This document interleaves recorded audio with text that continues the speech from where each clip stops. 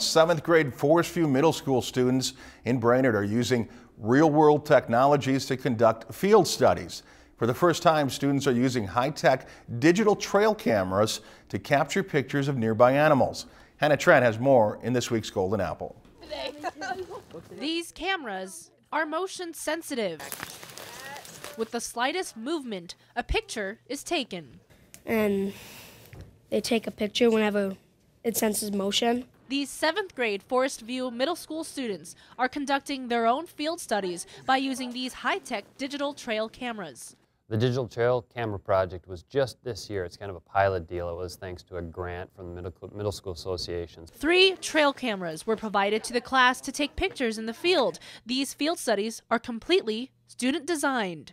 At first, we came up with an idea to figure out questions with what to do with our trail cameras. Students had their own research proposals, and science staff picked out the best one.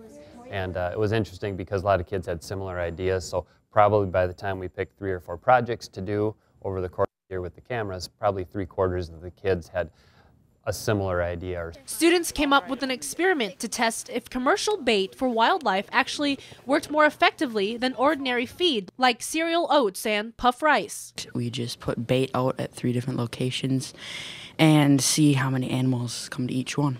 One spot contained the commercial bait while the other 2 did not. One spot we have nothing, so it's a control. Another we have brown puff rice cereal. Which one's that on? Students gathered conclusions on animal preference through tallying the number of pictures taken at each site. To avoid counting the same animal twice, only the first capture of a specific animal is counted as one within a half hour. We count 1 in the half an hour range.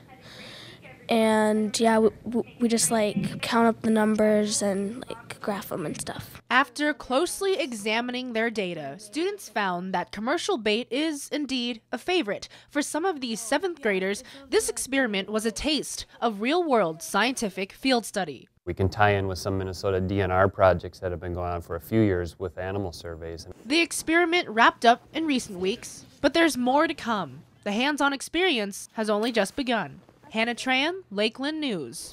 The students plan another field study with the cameras very shortly. This next project will involve scent attractants.